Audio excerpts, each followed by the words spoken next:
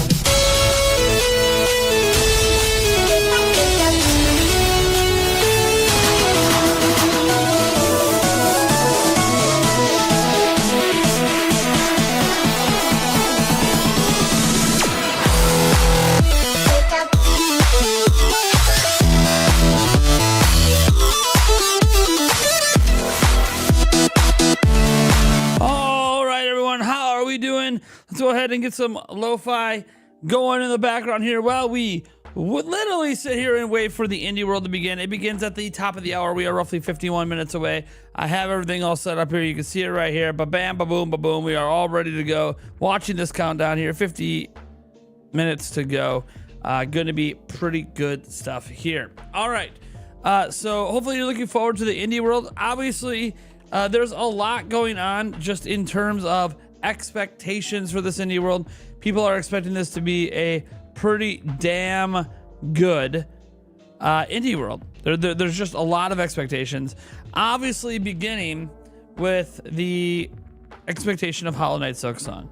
I saw some people saying that it's like all but confirmed that Hollow Knight Silksong is going to be in this. I guess if you want to just say, well, because there's been a lot of ratings, sure. I haven't seen any actual leaks or any like rumors saying that Hollow Knight Silksong is going to be in this one. But I think we just have basic expectations because look, the game's been rated everywhere. The last bit of news was that it was coming to PlayStation. Before that, it said it was going to Xbox Game Pass. So the next bit of news should be when it's coming out. So yeah, I guess that's what we're expecting today. So that's just a basic expectation, but I don't think that it's like confirmed or anything that it's happening. I literally haven't seen any insider, nobody really talking about it. So it seems that insiders in general don't really know much about indies, probably because most of their connections are at AAA studios. All right. Kappa says that he really hopes we see Silksong, but I'm not sure if they would show it in an indie world. Well, I mean, why wouldn't they? It's an independent game. They showed a Nintendo published game at a Nintendo Direct partner showcase, so it would make sense that an indie game would be in an indie world. I understand that you could argue it's big enough to be at a general Nintendo Direct. Well, let me ask you, do you see a general Nintendo Direct anywhere? I'm just asking. I'm asking for a friend. Do you see a general Nintendo Direct anywhere, or has it been 7 months since we've had one? Yeah, I think Indie World is probably the best expectation for seeing that game. My cat is watching you intensely in front of the TV. What's up, kitty cat? Sorry to tell you, I am not a cat person. In fact, cats make me want to punt them. I don't actually do that. I've never actually kicked a cat, but I don't like them. I've had bad experiences with them my whole life. My dad's allergic. One of my children are allergic. And the last time I had a cat that lived in my house, it scratched the shit out of one of my baby's faces. That's right, a literal baby. And then before that, the cat literally sat there and destroyed all my electronics by chewing on all the cords. Look, I'm not saying that this is everyone's experience with cats. Obviously, that doesn't happen to everyone, or they wouldn't have cats, right? Cats aren't constantly scratching children's faces to shit and constantly chewing all your cords, because if that was the case, no one would want them. But what I would say is cats. And I've been to places at houses where cats are well behaved and all that. They act like they own the damn house. They're going to do what they want when they want because they can. They're going to lay on what they want. They're going to go on who they want. They're going to do whatever they want because cats think they run the joint. And I don't like pets that are like that. You're a pet. You don't pay the bills. You don't run the house. I run the house. Anyways, it's okay though. Plenty of people love cats. One of my good friends online, you guys know Andres Restart. He's a huge cat person. So look, I got nothing against cats in general, other than I just don't like them. I'm a dog guy. That's why I have a dog. I'm a dog lover. Love dogs. But that's okay. Some people love both. My daughter loves both. She's a cat person and a dog person. But I'm not a fan. Let's get into some of the chat here. We had a member chat come in from Cindy Estes saying, hype for the indie games for Switch. Hell yeah, dude. I don't even know what to think or what to expect. I didn't go into this looking up. Like, I was going to watch the prior Indie World to see what games haven't come out yet that we might get updates on today. And I decided I'd rather just be surprised. I'd rather just have full-on surprise and shock for any of the indie games shown today. Kappa says, I couldn't be here yesterday, so probably you already talked about this, but do you think it's possible for an April Direct now that the Indie World was confirmed? Look, anything is possible, but I don't think the Indie World confirms anything. I went over this yesterday. Nate the Hate, another insider, went on Fammy boards, and he said people need to stop jumping the gun, basically, assuming that this confirms there's a Direct, because he said that this April Indie World was always happening. It wasn't moved. It wasn't some mystical, it's supposed to happen before the Game Developers Conference or anything. The Indie World was always planned for April, meaning that if it was always planned for April, then it's probably not really tangentially related to rumors about a Direct. Basically, Nate the Hate is disagreeing with Brazil, who claimed that the Indie World was originally planned to happen before the Game Developers Conference. Now, to be fair, Nate the Hate's been pretty consistent in the stuff he has said. He was the one who said that we should expect a Switch 2 reveal in March before the delay happened. And if that was supposed to happen, it would make sense that the Indie World was in April, right? Because March would have been Switch 2 reveal. Then you would have had this in April. Then you probably would have had a Direct in June or something. But who the hell knows? We don't really know what's going on. So Nintendo is just going to literally sit here and make us twiddle our thumbs and imagine the possibilities of an Indie World leading to a Direct. But I don't know that that's the case. It could be the case, but I don't know that it will be. Jimzo says, can you play Rivers in the Desert from Persona 5 / Persona 5 Royale? I cannot, because you have to super chat in song requests. And when we do song requests in streams like this, we obviously have to stick to just gaming music that's not copyrighted, which that song is not copyrighted and is gaming music, but you do have to super chat it in. $2 for your first song request, $5 for every request after that. But again, only gaming music. And I'm not going to be using... we're just going to play it off YouTube because I can't have ads play, because ads also get me copyright claimed, which is funny enough. And we don't want streams like this being copyright claimed. We leave these streams up after the fact. Y'all, I don't do cats. I won't even eat at anyone's home that has cats. See, I'll eat at people's homes that have cats. I'm not allergic. And my son, who's allergic, is not like deathly allergic, so he can be around them for a little bit. You know, it usually takes a couple of days before my son starts to really react. So he's not like super, super allergic to cats. But I had some unhinged cats. Well, I have seen multiple cats at houses that chew cords, and I've watched what people have done to like hide their cords and put them in places the cat can't get to. I've seen cats climb drapes when they shouldn't be. I know some people declaw their cats, so then you don't got to worry about things like scratching a face. But cats, every cat I've ever been around acts like they own the place. Every cat. Now, I'm not saying they all behave in that way. The scratching of the face and the what was I gonna say? The chewing of cords. But I definitely have been around a lot of cats, and all of them have acted like they just could do whatever the hell they want. Walk across your keyboard, jump on your lap when they're not supposed to. Maybe sometimes get in the way when you're cooking food, or all of this stuff that I've never had a dog do. Now, I'm not saying there aren't bad behaving dogs. There definitely are. But I've been around a lot of dogs and most of them listen to their owners and don't do those kind of things. But again, there are bad owners of dogs as well that don't train them properly, just like there's bad owners of cats. Happens. Also, one thing I really found out that I don't like about cats, and this isn't the cat's fault, to be fair. For some reason, cat pee does not come out of things very easily. Like like if you ever get cat pee on carpet or on a wall or on anything that can absorb it, it's so hard to get rid of it and get rid of the smell. It is bad. Dog pee, for some reason, isn't as hard. Like when you train a dog, they obviously pee in the house sometimes when you're initially training a puppy. But I've always been able to get that smell and get that out of the carpet and get it out of the wall, get it out of whatever flooring it's on. Cat pee, man, it's not the cat's fault. It's just, man, it's almost like it's a toxic wasteland. Anyways. In Before Stray or some other cat game is like the first announced game in today's direct. Today's Indie World, I suppose. All right, done talking about that. I know there's a lot of cat lovers out there. I'm just not a cat person. It's life. All right, moving on. Let's see here.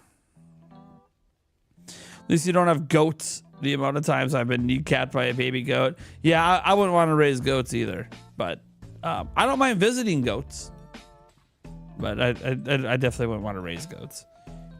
When are we going to get a real thing for people who, like me, don't like indies?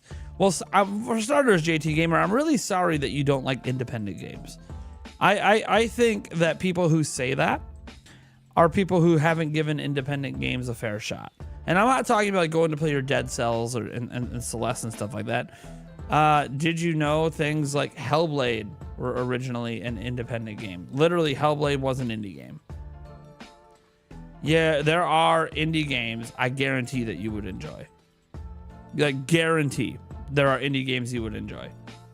In fact, indie games you might enjoy as much as you enjoy AAA games. Indie games you might enjoy as much as Nintendo games. You just haven't given them a shot. So if you don't like indies, it's just because you're not trying. You're not giving them a chance. And they're cheaper. Usually cheaper. What games you want to see that never comes out but will be announced? What games do you want to see that never comes out but will be announcing? What? I mean, the only game that hasn't come out that's been announced is Metroid Prime 4. I don't know what you're talking about. I shouldn't say that's the only game. The only game I can think of off the top of my head. What's up, Marcia? How you doing, Marcia? The gaming's on. Thank you so much for subscribing. I do appreciate it. The gaming's on. Let me see. I think the next direct will have the same feeling of the first direct during the pandemic, 2021. Yeah, that's when we had the first general direct. I remember there was a lot of people watching at the same time and everyone was so happy. Yeah, we'll see. Cult of the Lamb, that's a good one. When does the indie start? Top of the hour. Show you right now. Top of the damn hour. Ba-bam, ba-bam. See, it says 38 minutes and 40 seconds away. We're counting down. We're in the final countdown.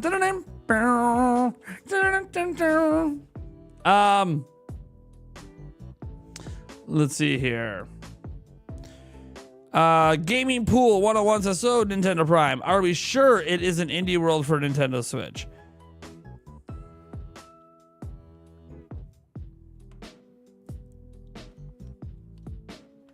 Look into my eyes. Are we sure it's an indie world for Nintendo Switch? Well, Nintendo has no other platform. So what would the indie world be for? You know what? No, it's for the Game & Watch. It's clearly for the Game & Watch. Indie world today is for Nintendo's Game & Watch. You know what? Rob the Robot from the Nintendo Entertainment System is clearly who this indie world is for. We're going to get a bunch of Rob the Robot games. Wait, maybe it's not that. You know what? It's Virtual Boy. Today's a Virtual Boy indie world. Yes, I am sure it's for Nintendo Switch. You know how sure I am? It says Nintendo Switch in the actual name of the indie world.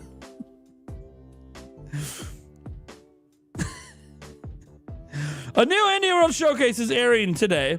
Tune in for roughly 20 minutes of announcement updates on indie games coming to Nintendo Switch. Yes, I am sure the Indie World is for Switch.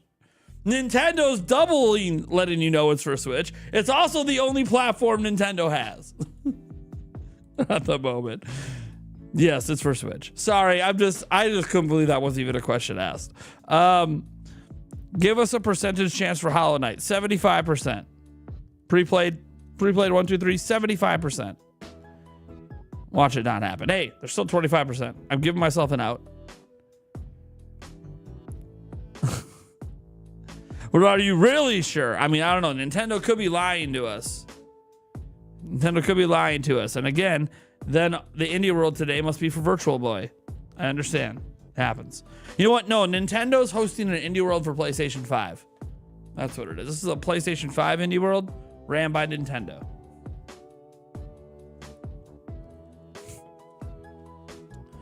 Let's see here. Just having some fun. I thought it was just a really weird question. Let's see here. Thanks for... Okay, the gaming's on. Subscribe. Thank you so much. Indies isn't a genre. It's the autonomy of the studio and its size. Technically, it's not even about the size of the studio. What makes something an indie versus not an indie, like say a AA or AAA, all right, is independent games are typically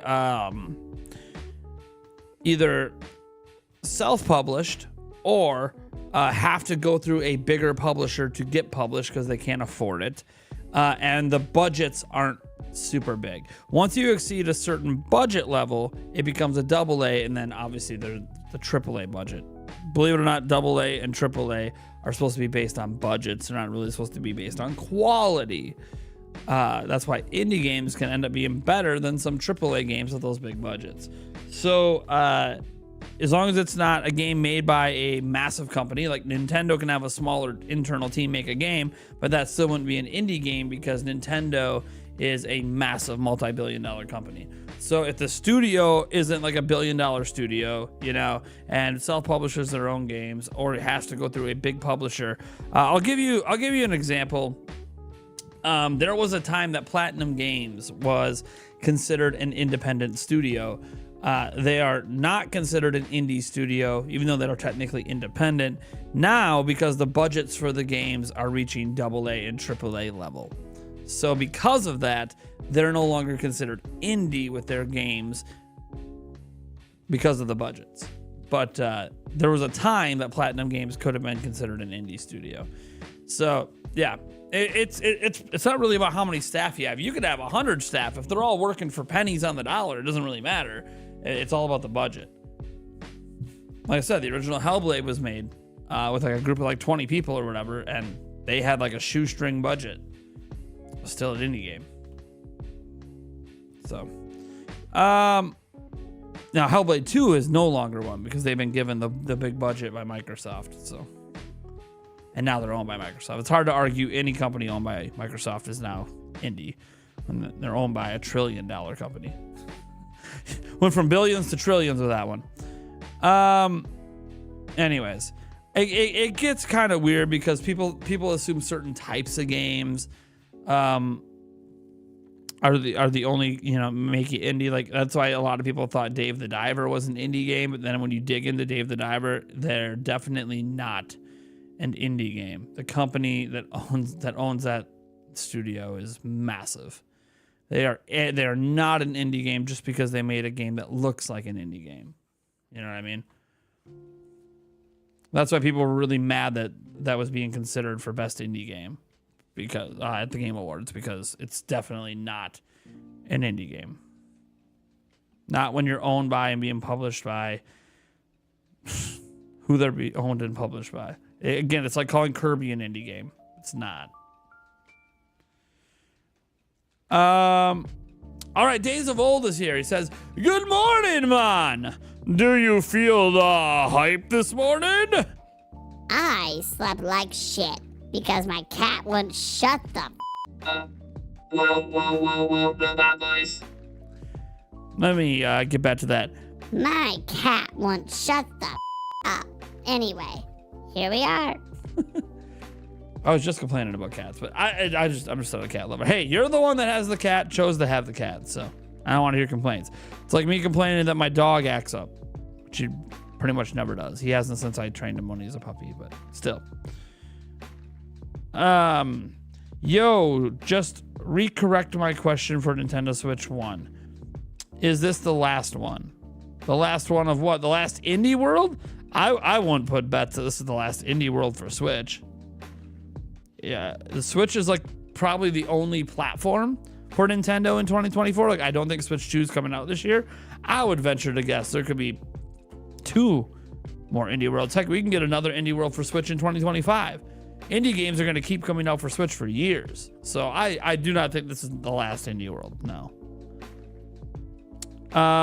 Charles Trudell.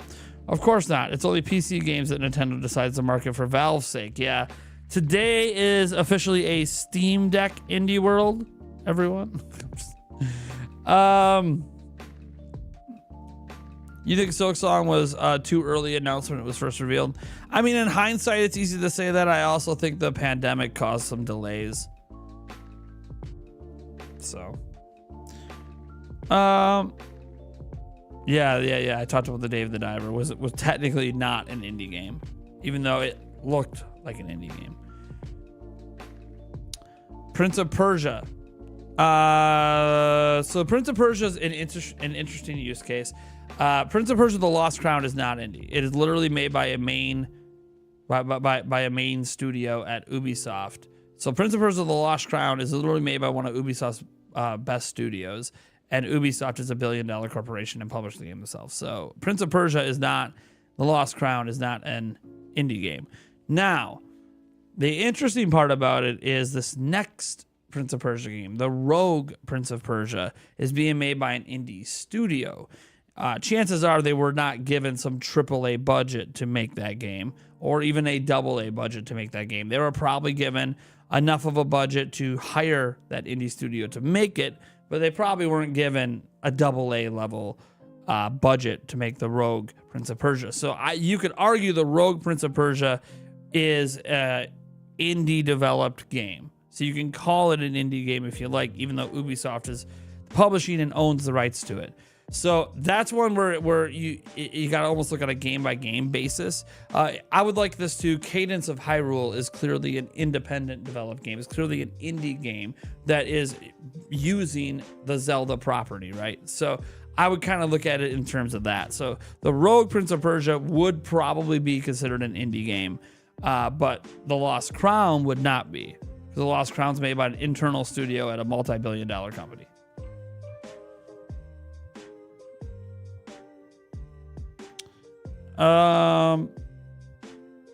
Let's see here. I may have had a little too much to drink last night, but I had a dream that today Nintendo would announce that Mario Wonder finally comes to PlayStation 5, Xbox, and PC. Well, your dream, sir, is about to be crushed because, one, this is an indie world, so they wouldn't make that announcement here. And two, the day that happens is the day that Nintendo has decided that they can no longer make money with their platforms. They would be giving up. Maybe, I mean, I'd like to see PC someday, but even if it's on like a 2-3 year delay like Sony does, but I don't know that they're actually gonna ever do that. Free Metroid Hat is here. Says, how are you doing this morning? Crazy to think Hollow Knight Silksong today without it being a meme. Yeah, I mean, look, we're hoping. Obviously, there's no guarantee. We're hoping. Just like some people are hoping to see Hades 2 as well. So we'll see. The elemental hero of the Shadowlink Dragon Wolf King is in the house. What's up, buddy? What's up? I love that username. Whoa. How is Grounded? I seen gameplay when it first came out, and the story is very fun and interesting type of game. So I never played Grounded on PC or Xbox. I posted on Twitter yesterday that I do indeed have it installed on my Switch. I am going to play it for my first time later today. So I have no opinions or impressions. Might talk about it a smidge on the podcast tonight when we get to our What Have We Been Playing Lately section, if I play enough of it to even have an opinion. So we'll see. But I plan to try it out for my first time today. I don't even know what kind of game it is. I know next to nothing about Grounded. So I'm just going to give it a try and see how I feel about it.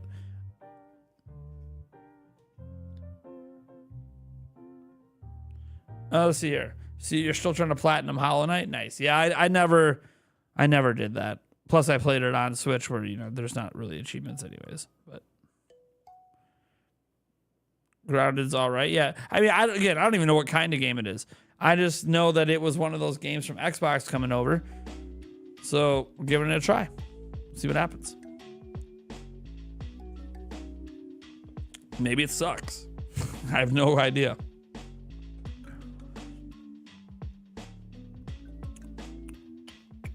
Man, we're getting closer, guys.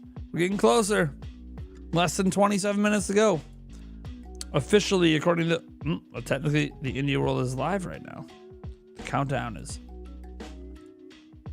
over. Well, that means I can full screen this bad boy. Let's make sure we have HD selected as well. That's right. We technically are live right here. See this? It's live, but it hasn't started, obviously. Well, unfull screen that for now. I was going over there to check their countdown timer, but there is no countdown timer. Do you think that the Tales of Kenzera Zhao game will get more info and a release date? I don't even know what that game is, so let's just say sure.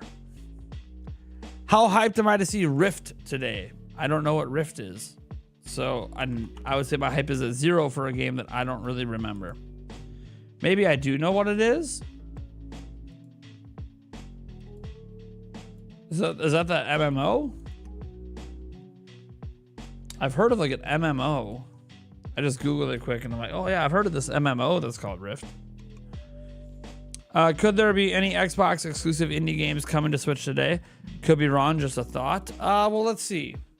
Xbox exclusive indie games. What games would we have here? See, none of those are exclusive.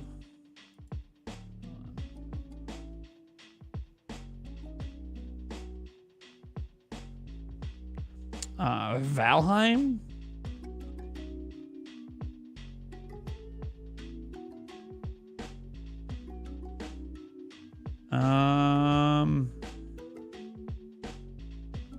There's not a ton of like Xbox only indie games. That's the thing. Or, I'll say Xbox / PC.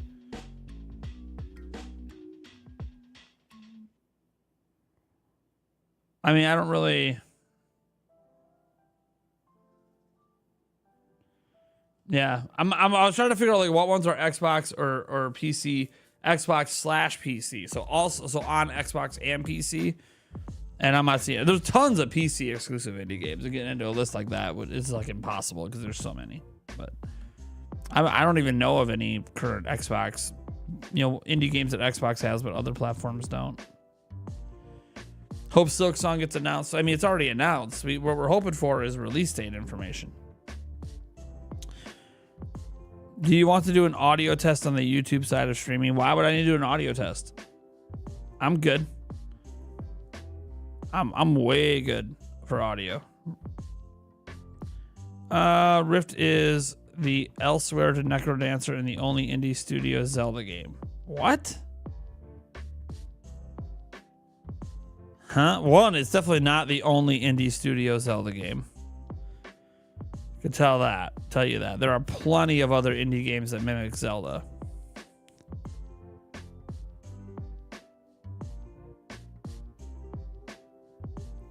You mean it's the sequel to Necrodancer? It kind of sucks that it's the sequel to Necrodancer and yet you type Rift and that's not the game that pops up. An MMORPG pops up. And it's like the entire first page of Google.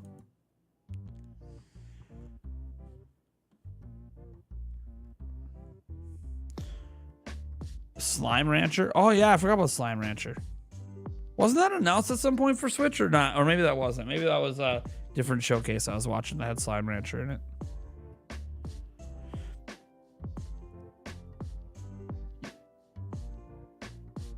Only licensed. Oh, you're talking about You're talking about yeah.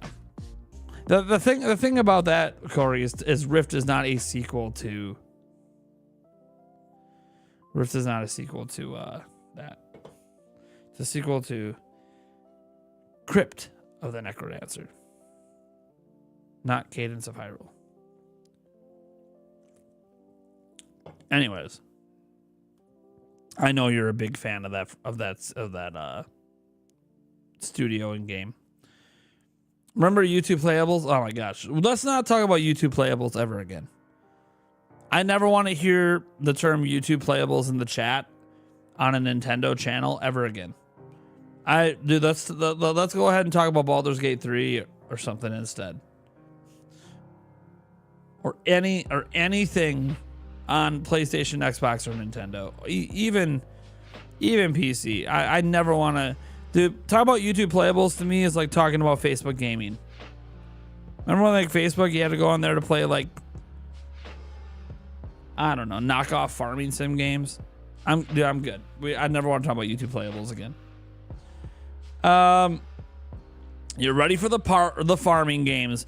Guarantee. Okay, over under 3 farming sim games. Tell me right now.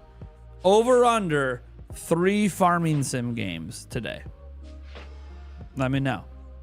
What are you guys thinking? Over or under 3 farm? You know what? Let's do a poll. This is pollable right here. We need a poll for this.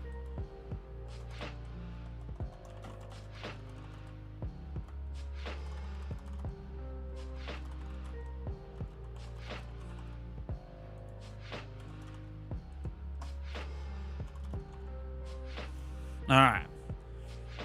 Doing a poll for this one.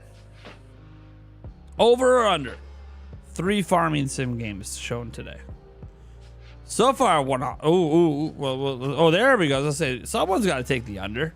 I mean, it's not like you get anything if you know, this isn't like a betting line. It's like more of like a prediction. Oh man, it's like 50-50. You guys are really unsure on the farming sims today. By the way, farming sims are a very popular genre. That's why there are so many, because it is a very popular genre. It also means there's a lot of competition, so if you're going to get any headway in that genre, you need to release a high-quality product like Harvestella. It's not the only one, but Farm Silk. Remember that one direct? Yeah, dude, that was a general direct. That was like 5 farming sim games, and they went like bat to bat to bat to bat. And it's like, what is happening right now? They should just call that direct Farming Simulator Direct. Yeah, Harvestella is a good game, but that's my point, is that there's so much competition. Like farming sims, the reason there are so many is because it's a very extremely popular genre of games. But it's still one of those things where there's so many that it's hard to stand out from everything. Harvestella stood out for a little bit, but even that, I don't think hit the success that Square Enix wanted. Michael Lorenz II comes in with a $2 super chat saying, since Indie is happening, do you think we will get a regular direct in the next couple of weeks? Thank you so much for the $5. I kind of answered this already, but I'll give you my real reaction.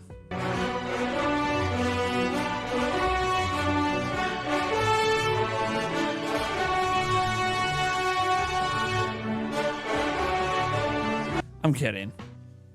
No. I don't think there's any direct happening this month or next month. That's just an opinion. I have nothing to base it on other than I just don't think it's happening. I literally don't think it's happening at all. I gotta add some more music in. Hold on. I don't like that that's like one of my only little fun tracks to drop when I got so many options. We're gonna go add some more in. What's this under? What category is this under? Okay. So we're gonna go ahead to this. Add more. Oh wait, that's the wrong one, isn't it? Yeah, no, that's the right one. Let's go ahead and add in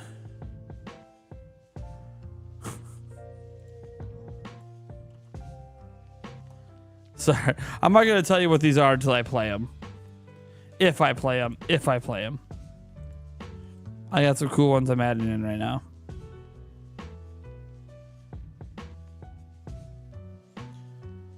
Actually don't remember what some of these are.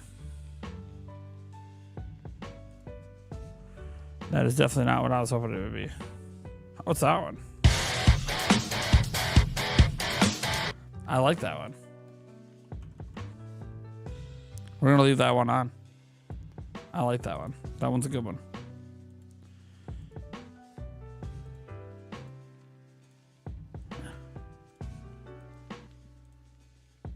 Oh, God. Okay, I know what that one is. I'll leave that one on. Holy crud.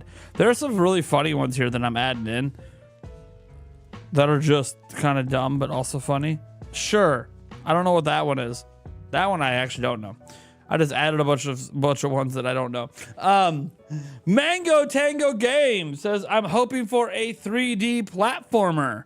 Well, that is entirely possible. By the way, Michael Lorenzo II was our spring chicken, but I'm pretty sure Mango Tango Games is about to take over. But hey, since I don't know,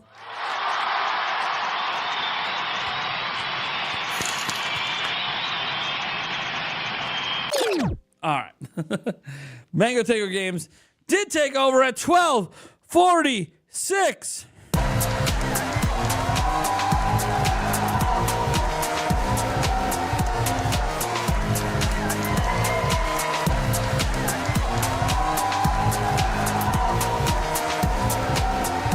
Thank you so much, Mango Tango Games. You are our spring chicken of the stream right now.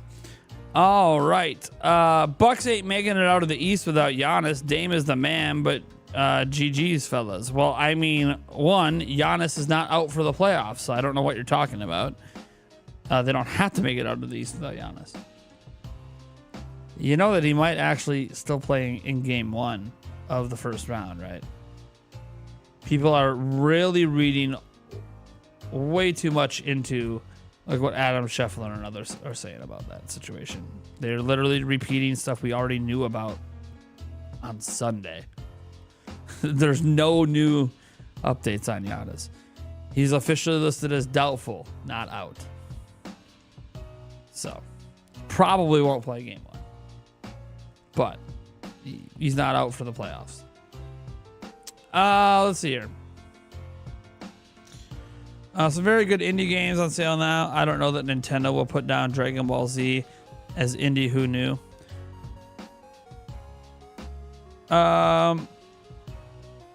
He has a strained soleus, which is part of your calf. But he's apparently doing well. He's walking around, no issues. He's doing some workouts. He's not practicing yet. Which he probably wouldn't practice anyways at this point. I mean, he probably would give it like a little go in practice just to make sure he can run, jump, slam a basketball, play defense. But he probably wouldn't have like a full session anyways at this point of the season. But yeah, there's literally still a chance he plays game 1. Even Doc Rivers, said, hey, it could happen. They're gonna practice like he's not gonna play, but there's still a chance. I'm not saying he will play game 1, by the way. Or game 2, but he's not technically ruled out. There's literally been no actual updates on his injury, but the media is acting like there is. Kind of like how Stephen A. Smith yesterday was just literally pulling out of his ass that Damian Lillard is unhappy in Milwaukee.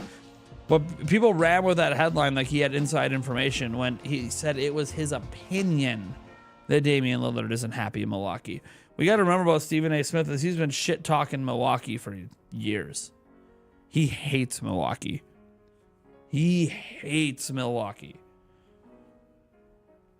Just hates it there. So he'll say anything to try to get players to leave. You remember when he was shit talking Milwaukee when people thought Giannis was going to leave?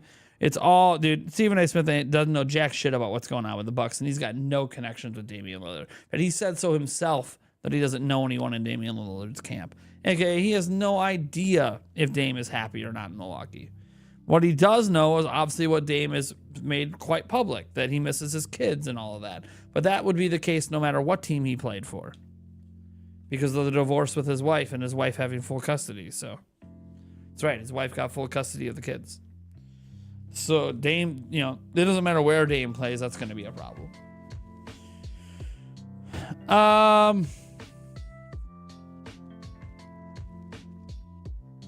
Yeah, so those headlines about the Bucks yesterday were just a bunch of made up BS. What do you think of Clay going scoreless against the Kings? Whatever, man. He's probably not getting re-signed, so he's going to be a free agent. What they need to do is find a way to move Chris Paul and get anything in return. I don't know if they're even going to be able to move him, let alone get anything in return for him. They do have some tradable picks and stuff too, so who knows? Depends if they want to keep paying the luxury tax to try to get another person to come play with Steph.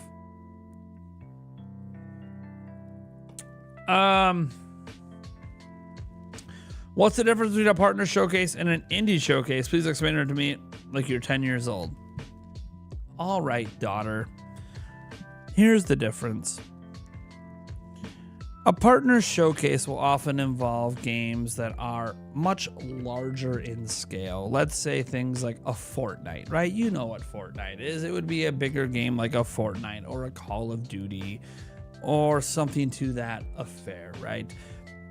Whereas an indie one would be like you pick up your phone and you go in here, you go to your little games folder if you have one, which I think I have a games folder. Maybe I don't. I don't play a lot of games on my phone. Yeah, you go to your games folder, and it would be more like, you know, when you're looking at games on here like Among Us, right? Like it's a popular game, but it's indie, or Golf Battle. Now, I don't want to sit here and tell you that this is how you determine quality of games, but I'm just saying that there's a difference between the games that are really big in terms of like money spent by the people who made them, and then these smaller games that can sometimes become big over time, like Among Us. So that's the difference. Now, is that actually a fair way to explain it? No, but to a fucking 10-year-old, how else am I going to explain it? You're right. Like, I don't really know how else to explain it except give examples. But that's not a fair explanation because that's not, you know, it's not a fair explanation, but it's a simplistic one. We don't always censor myself. You realize my channel is meant for people over the age of 18. I know we have some that are younger, but literally my channel is for people over the age of 18. So, yes, I can swear. I just do the bleep because I think it's funny, not because I need to. It appears Over is the winner of the poll. Yeah, it does look like Over won. We're about 10 minutes away, guys. We have Venata 712. Why isn't it popping in the chat? Oh, there it is. It was just delayed a bit. Venata 712 over under 30 comments in Nintendo chat complaining there's no Mario or Zelda. It's already over. It was over last night. So the complaints were already happening. So we're already at the over. Yeah, I do the bleeps because I think the bleeps are funny. Not because I need to. Like, I'm pretty sure I didn't really drop a swear word in that explanation like I was talking to my daughter, but let's see here.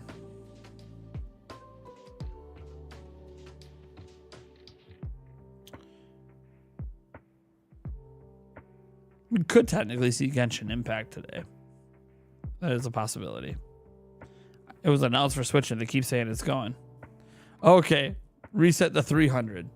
Well, how many people are in the chat right now? Here we go. Let's go look at the chat. Let's go look at the chat. You know what I love about this? This is the first thing I saw. This Ream guy. Silk Song is not an indie game. Yeah, this game made by 3 people in Australia with next to no budget. Not an indie game, guys. Imagine saying that Team Cherry is not making indie games. It's 3 people. Do you guys realize it's 3 people in their own basement making a video game? If that's not an independent game, then nothing is. I just want to say this right now. Then nothing is. It's literally just 3 people. in their basement, make it a video game.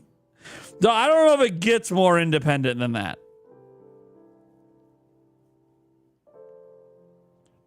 Pizza Tower report. Bill Gates Adventure 3. Dude, you gotta love this chat. Look, let's stop here. Yo, this gawning session is going hard right now. Okay, Silk Song's dominating the chat right now. Lots of Silk Song. Kung Fury 2. Sonic Mania 3. Sonic Mania 3 wouldn't be here, I don't think. I don't think that would be in a partner showcase. Fortnite 2. That would also be in a partner showcase. That's by Epic Games. They're not an independent studio. They're massive. They literally make the Unreal Engine. They're huge.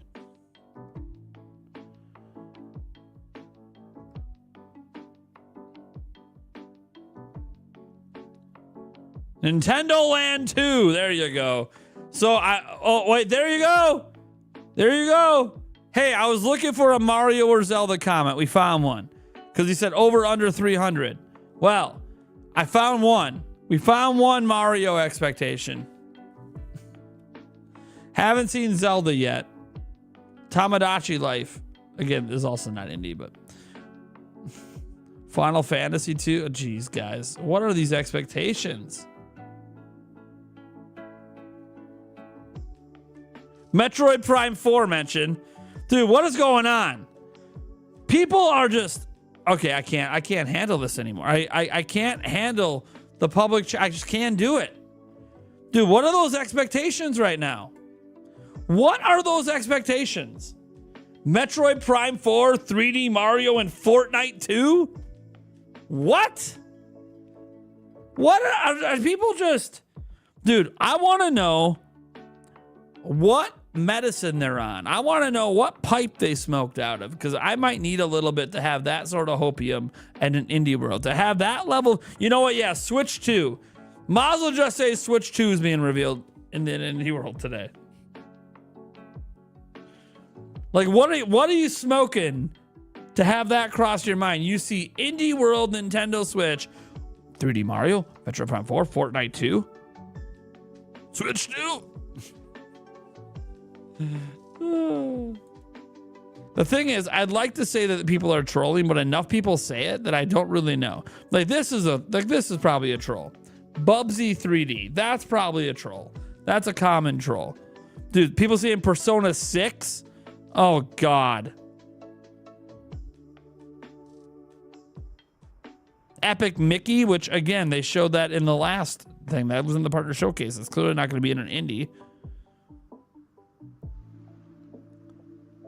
My gosh. Okay, I can't read this chat anymore. Why did I even reopen it? I know that it's just going to be bad. The public chat on Nintendo Directs and Indie World and pretty much all gaming events is pretty bad. Not our public chat. The public chat of the Summer Game Fest one's really bad. The Game Awards one's really bad. The Nintendo one, the PlayStation, the Xbox Direct one, all of those public chats are always just so nasty and dumb and full of people having their expectations like so high and calling every single event trash because it didn't have that one big game they wanted. Even whether that game was realistic or not. What's up, Patrick Moeller? In a couple of minutes here, we'll switch on over so we make sure we don't miss anything with the start of the Indie World. Breath of the Wild 3? Yeah, why not? Just throw it out there. Mario Kart 9 is going to be there today. Absolutely. Urban Champion 99. Big reveal. Let's grab a fizzy and drink it. Good morning. Maybe some of them cooked the magic mushrooms and ate them. Oh! There it is. They cooked and ate them. Had a little magic mushrooms. They had a little mushroom and Swiss. No, you know what? They put a little magic mushrooms. They cooked some magic mushrooms, put it on their eggs this morning. Little eggs and toast with some magic mushrooms. That's what some of those people did today. All right. So they're hallucinating that this is a Switch 2 reveal direct. They're hallucinating. I understand. Look, when you're on hallucinogens, everything's possible, right? You could have the best day ever. You could also have a really bad day. It kind of depends on what you're hallucinating. If you're hallucinating some really amazing stuff, then you're probably having a damn good time. Tears looking at DLC tease at the end. Oh, that's funny. Well, what's up, Fire Soul? Yeah, we're about 3 minutes away here. Punch Out 4. There we go. Yeah, they're going to drop Punch Out here. You know what, guys? The next big 3D Zelda game's being revealed today. I'm just having fun. Like, dude, the public chat is just so crazy. In fact, we're just going to switch over to it right now so we're ready. We'll turn off the thing. I'm not going to full screen it yet. I'll glance at the public chat one last time. What do we got? What do we got? Lots of copium. Okay, that's fair. Genshin Impact. Okay, I mean, I'm not going to say it's impossible. I doubt we see it, though. Vice City. Pokken Tournament 2. Super Smash Bros. Ultimate 2. What?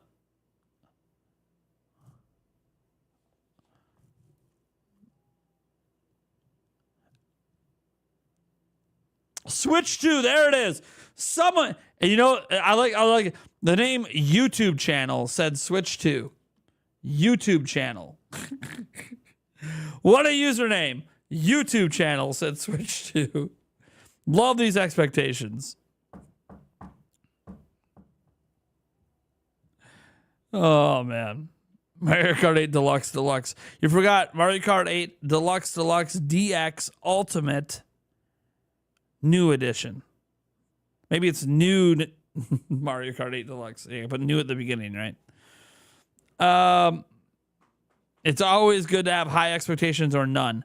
I'm going in this indie world. The only expectation is Hollow Knight, and if that doesn't happen, I'm like, okay, I'm not like banking the whole direct on one game like that, or the whole indie world. That's the only game that I have any sort of level of expectation for. Otherwise, I decided that I don't really even want to watch the last indie world. I just want to see what happens, because Nintendo's given us so little news this year that I just want to see what happens. I want this indie world to drop some surprises. Maybe the indie world's about to suck. I have no idea. Or it's about to be awesome. Let's find out together. In less than 1 minute. Less than 1 minute away. Dude, a lot of people streaming this indie world, man. Rogers Base is streaming it. Just Restart. Giant Bomb. Botox Games. Nintendo AU. Well, of course they are. Good Vibes Gaming. Game Explain. Dude, could we get more views than Game Explain? That'd be sick. They only have 452.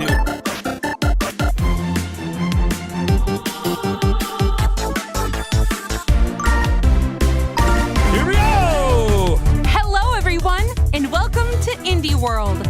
I'm Amber. And I'm Tyler. We're back with more indie games coming to the Nintendo Switch system. All right, let's get... What was that? Cats. Oh, I'm just prepping for our first segment. That's a cat game. Well then, let's get going. Called it. Hey Micah, you ready to get started? Yep. Pip's here. Hello. Pip, you have a filter on. What? Oh. I don't think anybody's gonna notice. Let's go. Hi, I'm Matt, director and lead developer on Little Kitty Big City.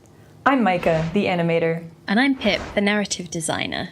Little Kitty Big City is a game about exploring a weird and wonderful neighborhood as a little cat. Game idea originated when I was teaching my kids how to code. And it's grown a lot since then. But the core is still the same. It's a game about being a little cat. A little cat in a world filled with exciting distractions. Made by people who love distractions and cats. We hope you love Kitty as much as we do. I think we nailed it. Yeah, and I think I've worked out the filter thing. Look. Not again. You're a curious little kitty in a big city.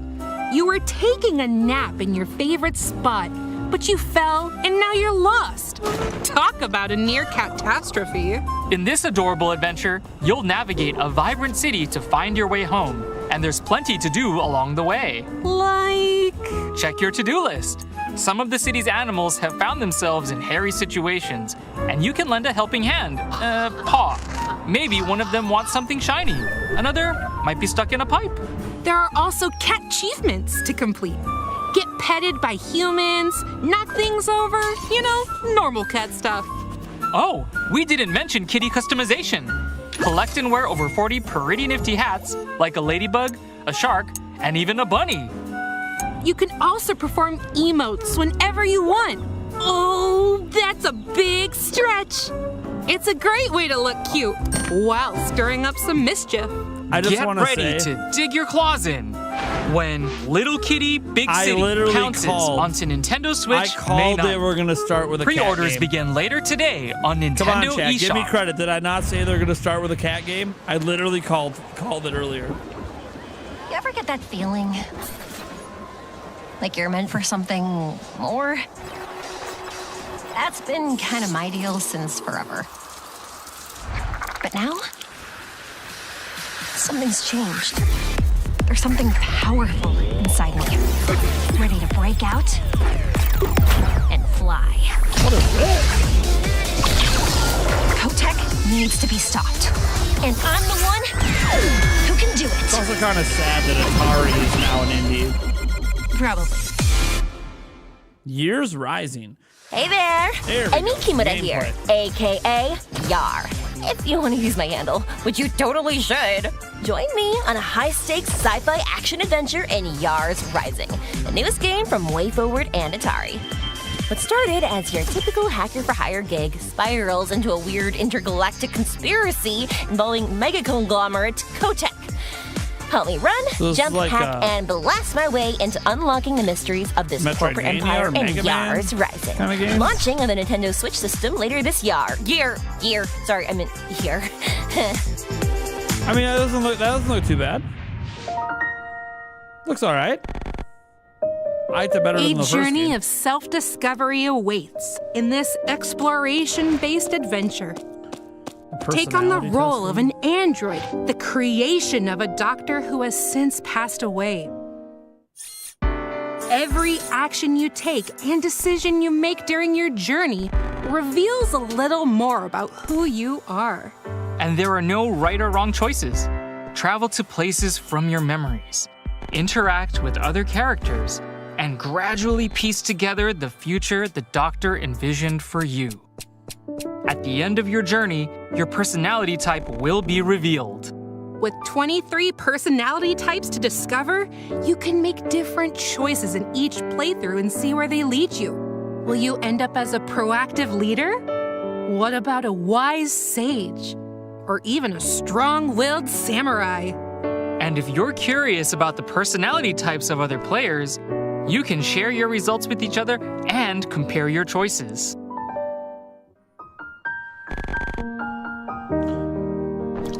A cursed hawk? That is a very... Find out who you Offensive. are in Refined Self, the personality Yikes. test game, launching as a timed console exclusive on Nintendo Switch this summer. Hi everyone, we're Spy Garden Games, the developers of Sticky Business. We drew our inspirations from the small businesses and creators we saw popping up on social media.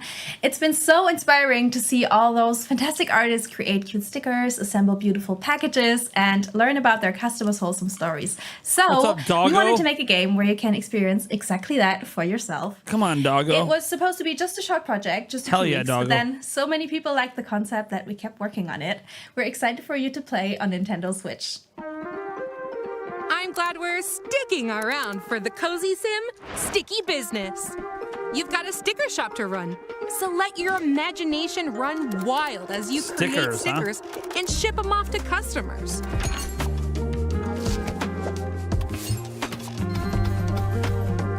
I like the music. There are over 400 elements to choose from when creating your stickers, and you can get upgrades for even more options. Wow, boba, ice cream, books, pizza, and raccoons? Oh, there's plenty more! And you can add effects like glitter and sparkles. So combine whatever elements and Remember your effects effects, you want everyone. to design your Glitter artistic and adhesives. sparkle. But no shop is complete without its customers. Each one will ask for different stickers. It And by reminded me fulfilling of their this thing from a requests, movie. Not only will you impress your Bend customers, and but snap. you'll also learn more about their lives.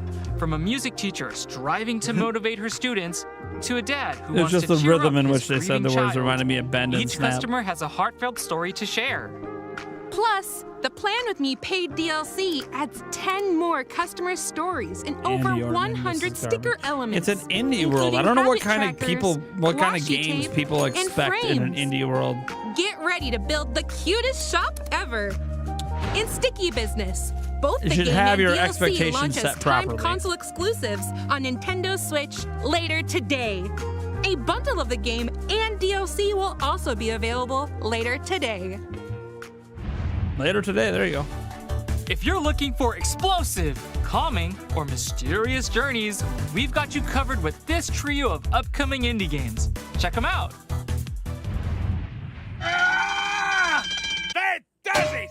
I'm gonna find out who did this and blast them into teeny tiny little pieces! Have a blast in Antonblast. The devil himself stole your prized spirit collection, and you're on a rampage to get it back. I'm so Wield the angry. mighty hammer as Dynamite Anton. Or the massive mace as Dynamite Annie to lay wacky worlds to waste and beat up brutish bosses. Smash up levels like concrete jungles and slimy sewers to alter their paths and find new areas to explore. After reaching the end of each level, a detonator will start ticking down, so you've got to rush back to the beginning before everything explodes. Get ready for a destructively good Dude, time that one in reminds me of The Anton Mask. Blast, For launching some as a reason, timed that boss. console exclusive on the Nintendo Switch system November 12th. A demo will be available later today on Nintendo eShop. A riveting first-person There's gonna be a adventure demo today. awaits Nice. in Valley Peaks. As the new technician assigned to the peaks, you'll climb, glide, and even use your tongue to scale the mountains. That was setting up their radio tongue? towers so the locals can happily What do they do? reconnect Put a with the lick-a-tongue in world. this but thing? with boulders, How spikes, long and is that other damn hazards tongue? in your way, the trek to the summits won't be easy. They used it like if a whip. you need a hiking hiatus, there's still plenty to do. I'm sorry, I Chat can't with get the over the froggy folks lick-a-tongue and take on action. small side quests. Fill out stamp cards for equipment unlocks to help make climbing easier. I need to Or know more kick about back this and tongue. relax with mini games. Plan your trip to Valley Peaks when it leaps onto Nintendo Switch this year. I want more tongue action. What's happening?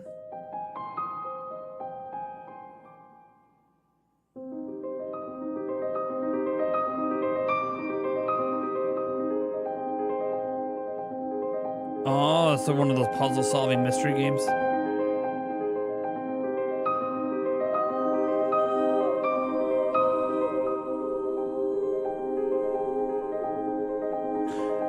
I used to play a lot of these kind of games.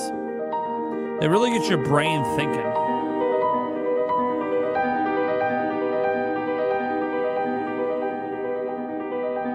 It can be very difficult.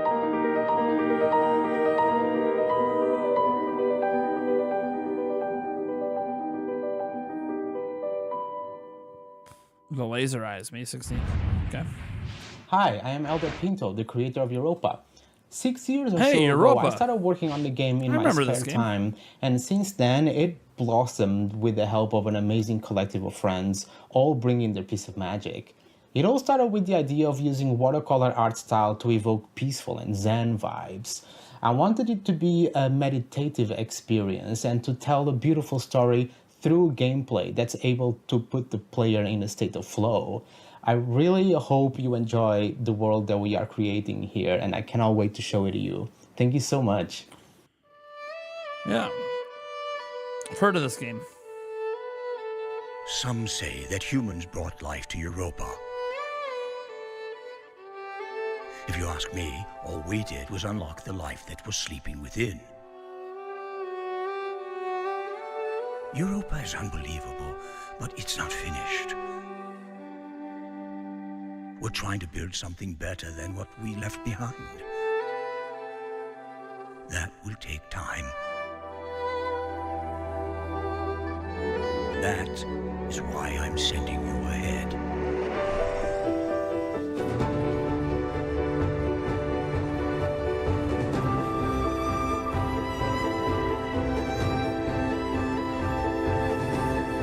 Some platforming, nice. There's your 3D platformer someone said they wanted to see.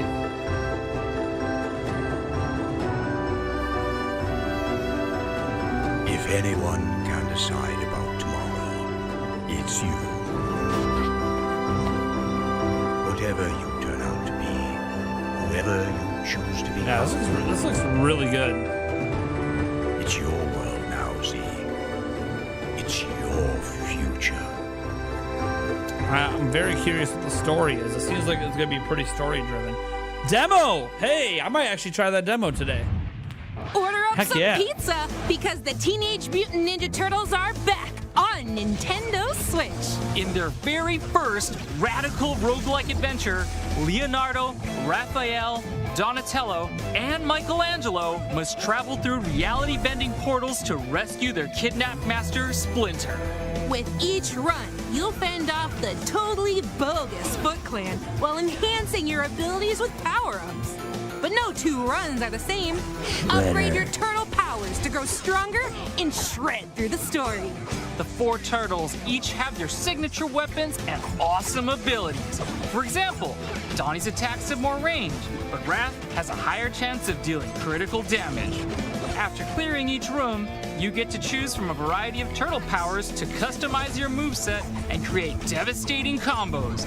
Don't get too attached though, because these powers reset when a run ends. More customization options await back at your sewer home, where you can spend in-game currency you earned on your runs on permanent upgrades called artifacts. Pick the turtle and artifact that best suit your preferred playstyle. Enjoy exploring iconic locations solo or jump online with up to 3 bodacious buds in co-op play. Bodacious. Your team of turtles can drop in and out Hades whenever in a half they shell. want, Turtle making power. for a no-crush play set. Cowabunga, Get ready dude. to fight the foot Let's go. when Teenage Mutant Ninja Give me that Turtles slice of Splintered Fate pizza. launches as a timed console exclusive on Nintendo Switch this July. Pizza's here! There's the pizza joke. I knew it was going to come.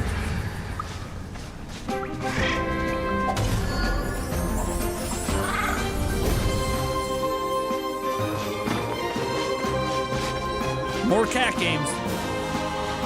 You know what hasn't happened to Farming Sim? We haven't had any Farming Sims yet. Uh-oh.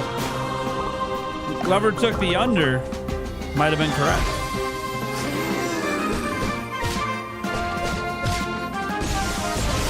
Guys, if Silk Song's in here, it's going to be the final game, right? You're not. You guys aren't silly, right? If Silk Song is in this, it's going to be the final game.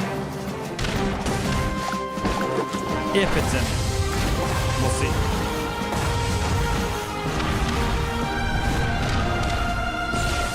This game actually looks kind of cool. I like that it's a cat game, but I don't always have to look at the cat.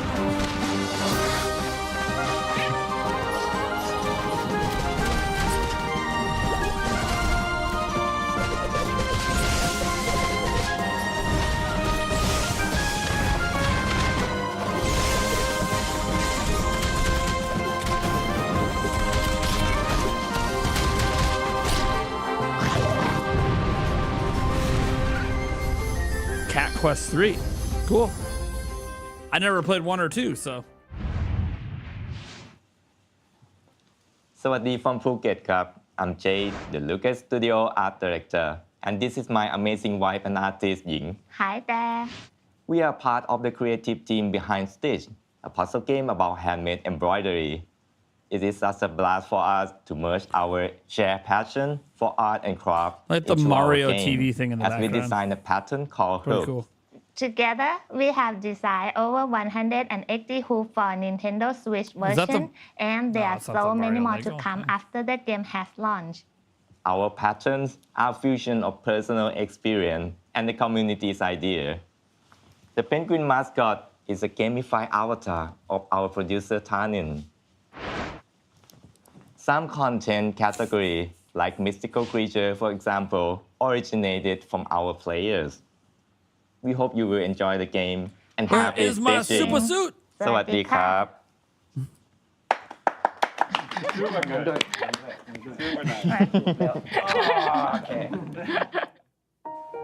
Here's the nitty-gritty on this cozy game. you'll complete puzzles called hoops to bring stunning embroidery patterns to life. Yulia would Stitch like together this game. groups of cells according to the numbers on the grid while avoiding any overlaps. Yulia likes Figuring it. out exactly where to My stitch fiance is likes key a to very completing the interesting From roller skates and teddy bears to swath real of games. life Her favorite locations, game is Tears of there the are Kingdom. That's her all favorite sorts game of ever. hoops for you to needle But she and also noodle likes doing over. these games sometimes, just like Hoops come in a little different peacefulness, sizes, you know? so you can take a quick break with smaller hoops or unwind with bigger ones that require more careful thought. Complete hoops in whatever order you'd like. No matter which hoop you choose, each one has the potential to offer a relaxing and calming experience that you can also enjoy with touch controls in handheld mode. After completing a hoop, you can play it again in free stitch mode and recolor it to your liking. If a hoop seems too tough, don't worry. A handy hint feature can be used at any time. You can also tailor your experience with various accessibility settings. Want more of a challenge? This is Prime Try the 4. limited time daily Shikaku puzzles. These ones don't offer any hints, so you'll really need to put your thinking cap on. Indie World English Weekly narration hoops is are also insufferable. available. They got Each one is inspired Koyoso by real-life Takahito for the events Japanese and one. filled with trivia. So stitch away while learning a fun fact or two. You know what's insufferable Plus, to me? Listening to once a people weekly talk in hoop is languages I do not unlocked, it's yours understand what to they're play saying. It's whenever very you'd annoying. like. For me. Stitch launches as a console But not everyone feels exclusive that on way, but that's me. Nintendo Switch I don't later like, today. I don't like listening to a presentation that I don't understand and have to read. Before we go, let's take a quick look at a few a more indie racist games heading to statement. Nintendo Switch. To say I prefer things in a language that I can understand. It's not a racist statement. Language isn't a race.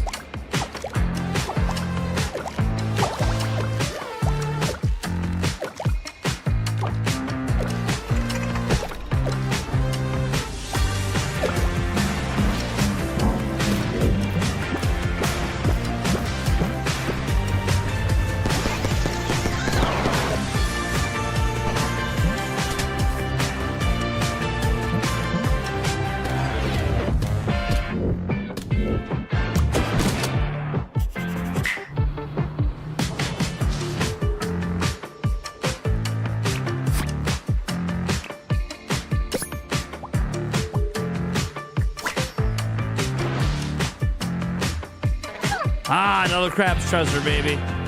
When does this game come out? When does another Crab's Treasure come out?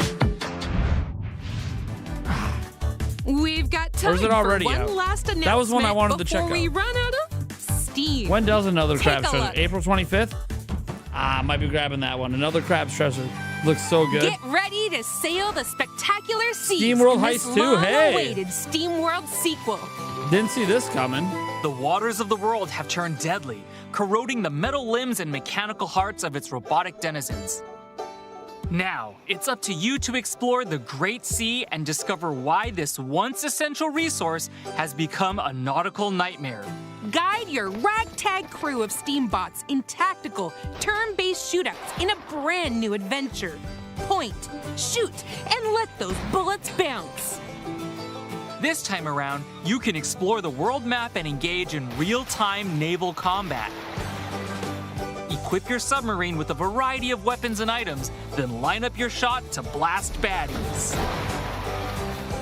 You can even befriend Steambots along the way, recruit them to your cause, and embark on an epic voyage together.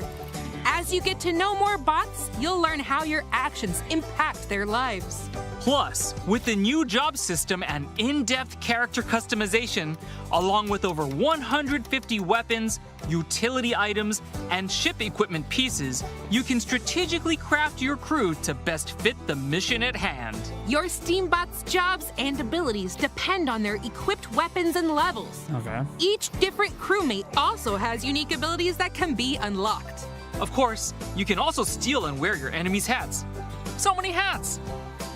So Take many aim hats. and blast bots to bits when SteamWorld Heist 2 ricochets onto Nintendo Switch August 8th. I'm just glad we're getting another one. That's all for today's Indie World. We hope you enjoyed the games in today's showcase. All right.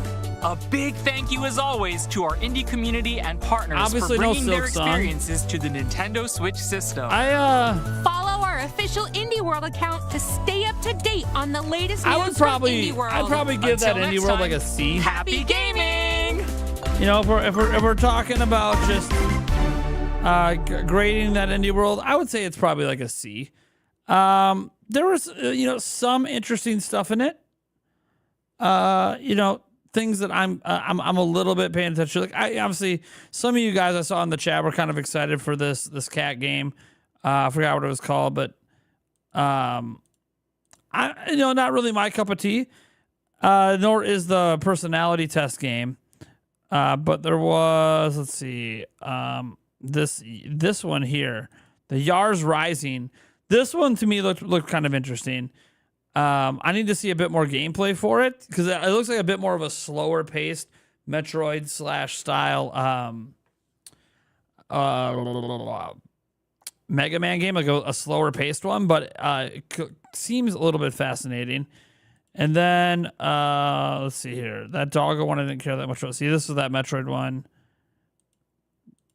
This is like the little kitty big city game.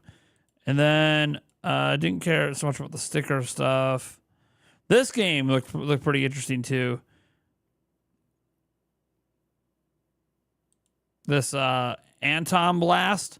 Yeah, this game actually looked pretty solid.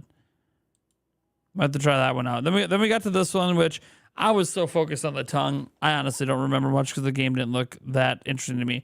This one looked cool to me too. What was this? What was the name of this one?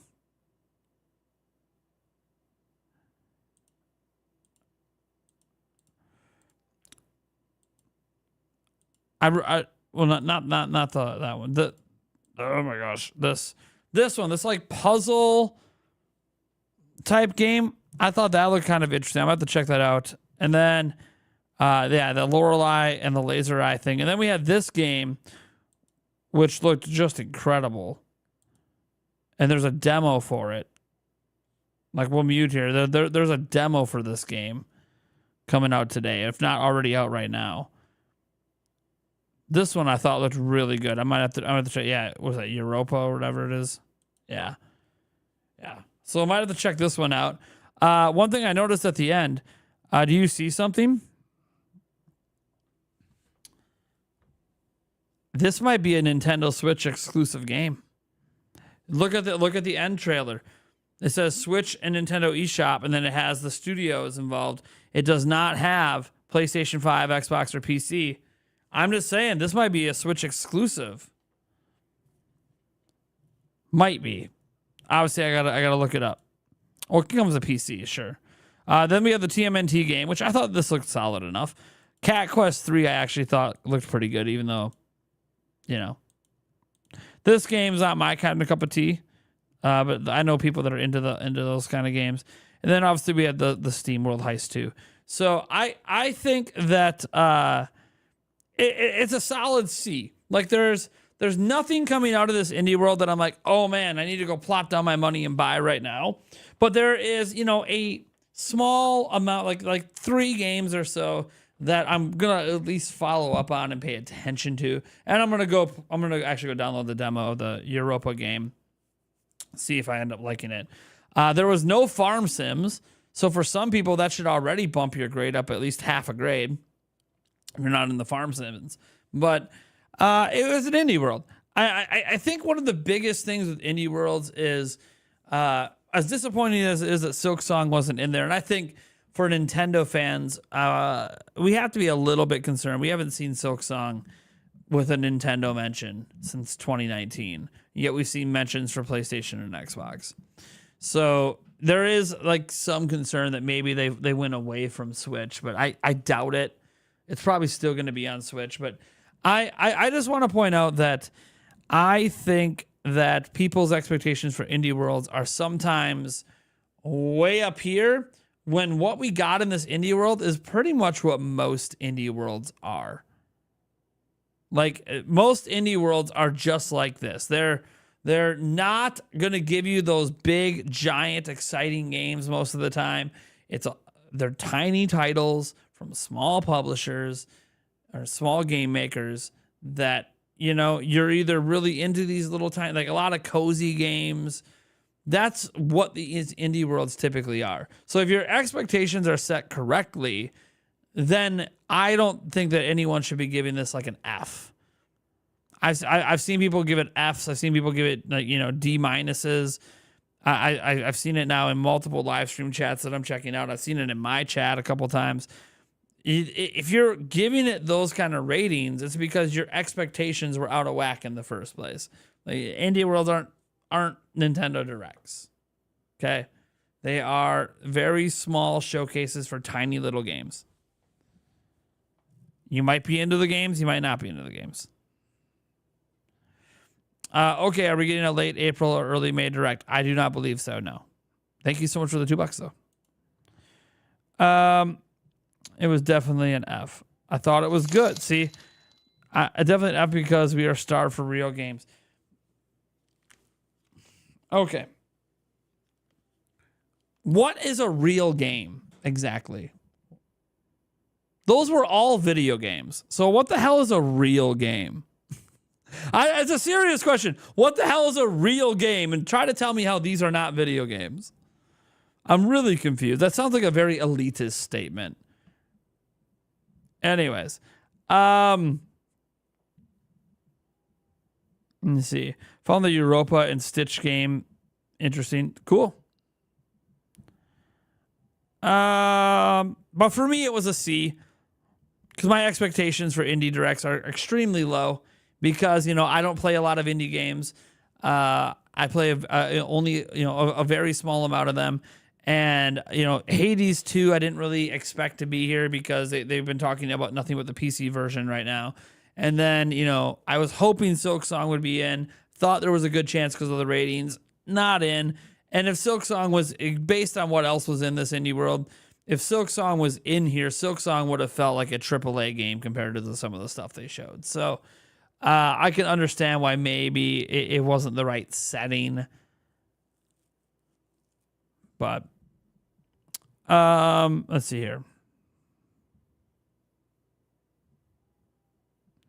Real games equal anything not shown in this Indie World Direct today. Okay. So every other video game in existence is a real game, but games in this indie world. Got it. Makes sense. I'd say it was still good enough, but I thought there wasn't that many titles compared to... yeah, it had, for a 20-minute indie world, it did feel like there was not nearly as many titles as we've gotten in prior indie worlds. It felt a little light in that way. I mean, it's fine if you want to give it like a meh rating. That I understand. Like, for me, C is sort of like a meh rating. It's kind of like there's a couple, you know, interesting games to me, but for the most part, it's like, it's whatever. But for some people, there might be a lot more, especially people who love cozy games. There's probably a lot of stuff in there people loved. So, yeah. Expectation levels need to be appropriate. I want Star Fox, Sonic Adventure 3, remake of SSX Tricky from GameCube, Zelda Ocarina of Time remake, new 3. Well, I mean, you're not getting that in an indie world. I hope that wasn't something you expected today.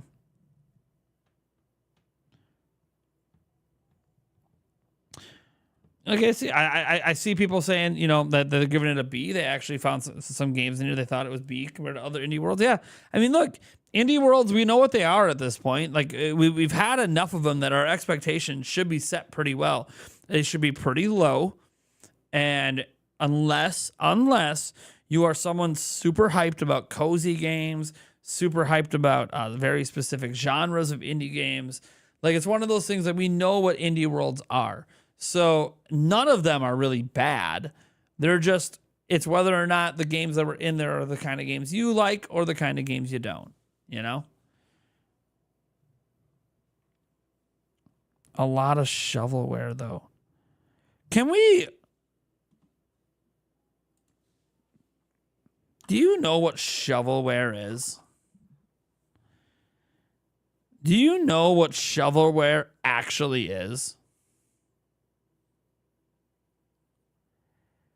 Did you just call the games in this indie world shovelware? Do you even know what that term means? Holy crap.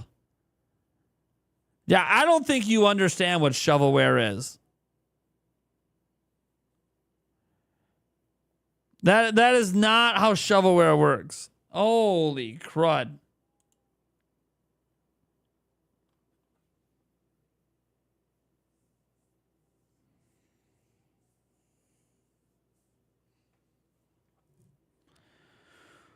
Wow. Just to give you an idea, shovelware is basically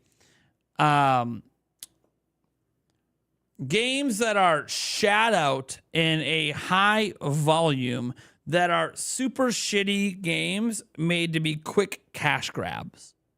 Okay, so as some examples of shovelware. There's one I'm thinking of in particular. I just got to double check.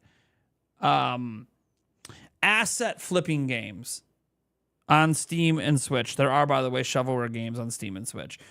Lots of them. Asset flipping games that someone spent a weekend tossing together. Flappy Bird clones are shovelware. Stuff like that. Games that are cloning other games with very low effort, tossed together in a weekend, thrown out in the world just to make a quick buck. That is like shovelware games. These games are not shovelware games. These games had lots of time put into them, lots of development time, lots of passion, lots of love, and clear care to try to make a quality product. Now, you might not like the kind of games they are. Not liking the kind of game something is does not make it shovelware. Shovelware games are literally, they're quick cash grabs. They're quick, shitty cash grabs. They're junky games, no time, stolen art assets, reused asset flips, copying games, sometimes just straight up copying code from games. They're literally just, you know, it's not even about how much the game costs. They're just literally quick buck make games that took no time. Now, Call of Duty is not I like that. Call of Duty is not a shovelware game. It has years of development that go into each game. Lots that is a high budget, years of development game. That is not a done in a weekend game. So that's not how that works. Shovelware has had a clear definition for decades and decades and decades. Nothing in the indie world is shovelware just because it's not a type of game that you like. Now that's the big thing. Not liking a particular game, not liking the kind of game something is, does not make it shovelware. You could argue it's a cash grab, but this is why I said quick cash grab. If you want to argue things about a cash grab, every video game in any franchise exists to make money. So every new Zelda game is a cash grab game. Every new Mario game is a cash grab game. Every new Kirby is a cash grab game. They're all cash grabs. Quick cash grab is the notion I'm saying. It is a literally shat out in a day or two to make a bunch of money. But every game exists to make a bunch of money. But there's a difference between the quick ones and there's a difference between the ones that are just taking their time trying to deliver something quality in order to get your money. Like Call of Duty, we could shit on Call of Duty all we want.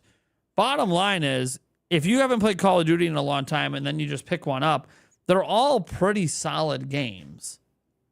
They're pretty good. They're just, it feels repetitive. Well, yeah, most franchise games feel repetitive. You know? Rush, shitty, stolen. Kind of. That's kind of days old. I mean, that's a better definition than what other people were going with.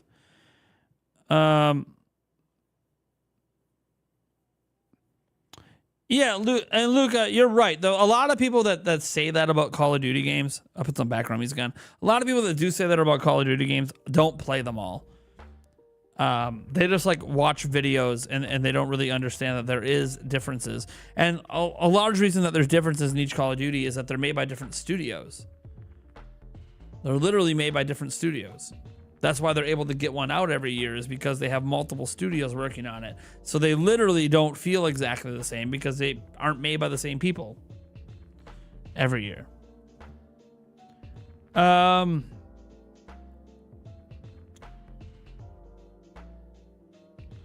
Yeah. If you like the formula of Call of Duty, not probably formulates people's opinions of the game. I don't have any issues with Call of Duty personally. Just like I don't have any issues with Fortnite. Not like major ones, you know what I mean?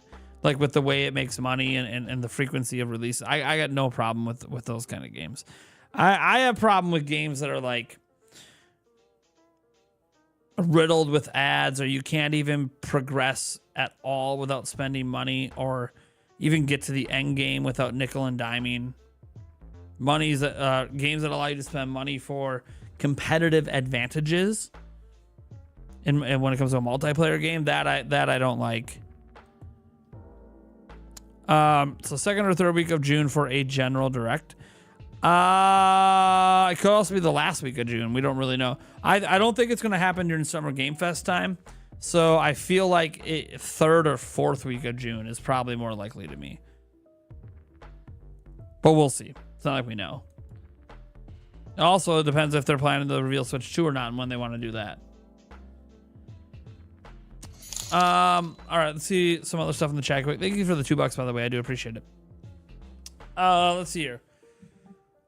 The only good Call of Duty games are made by Treyarch. Yeah, and some people have that too, where they prefer only the Call of Duty games made by one of the companies, you know. Like everyone's got their opinions. So I think we'll get more news later at the end of April and beginning May, or near other events like Summer Game Fest, Gamescom, and other video game events. I mean, we'll get a lot of video game news. Nintendo doesn't care about that stuff, though. Nintendo has told us by how they've behaved in the past that they don't care about that stuff. I would love for Nintendo to participate in Summer Game Fest. I mean, PlayStation and Xbox do, but unfortunately, Reggie's not at Nintendo anymore. Reggie would have been the one to convince them to work with Jeff Keighley.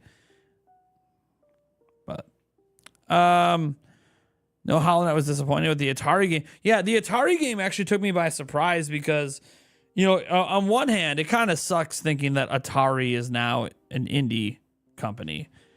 Like how the mighty have fallen. Like Atari, one of the, you know, staples of early console gaming, one of like the pillars, is now so small that it's now indie, which we've actually, if you paid attention to the history of Atari, you understand why it's become that way.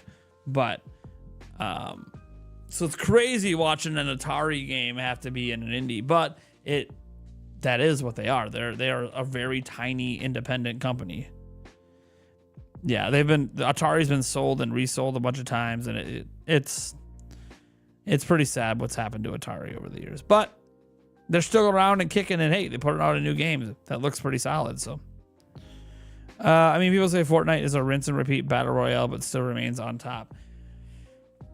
I don't know. Is Fortnite still more popular than Warzone? I don't really pay attention. Those are like the two big ones right now. I know PUBG is still floating around as well, but I think Fortnite and Warzone are the two big battle royales, aren't they? I don't pay a lot of attention to all the battle royales anymore, but I think Fortnite and Warzone are the two big ones, and I'm not sure which one's bigger.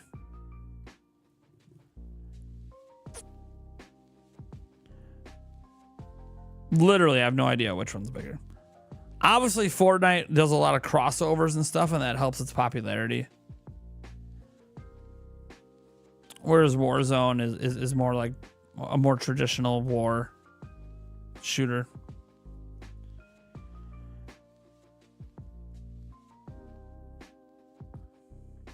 Yeah, Atari was instrumental in the arcade scene, absolutely. I'm still mad about that fake VR announcement for Switch from IGN on April Fool's. Had me ready to grab my wallet immediately. I never got fooled by it, but also I'm not big into VR. The funny thing is we actually have VR in my house now. My kids got a Meta Quest 2 for Christmas, and I've actually probably played it more than my kids have. I've been doing Beat Saber. It's a little bit of a nice little workout. It's a little bit of cardio action in Beat Saber. I get really into Beat Saber. Dude, my play area has got to be massive when I'm playing Beat Saber because I move like crazy. Well, that's like one of the few VR games that I really enjoy. It's probably just because I like the music.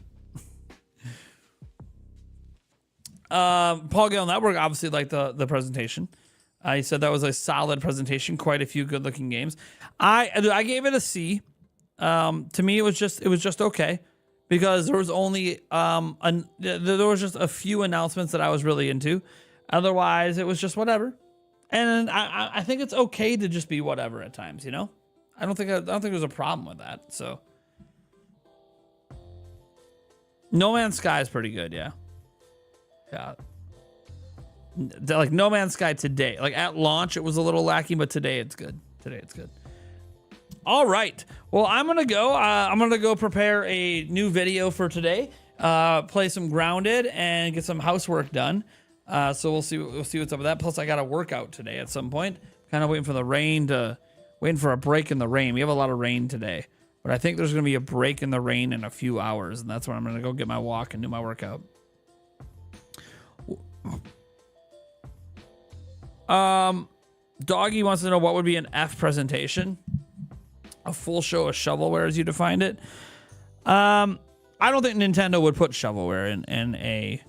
I don't think they'd put any shovelware in an indie showcase ever. I don't think they would do that. If they would do that, that would obviously be an F. But I don't think they would do that. What I think would be an F showcase. It's very hard for there to be an F showcase for me. Now, for you guys individually, there can be, because a lot of people look at showcases as this showcase had no games for me, ergo it was an F. And I'm not going to say on an individual case-by-case basis that a showcase can't be an F. But I try not to look at showcases in that light.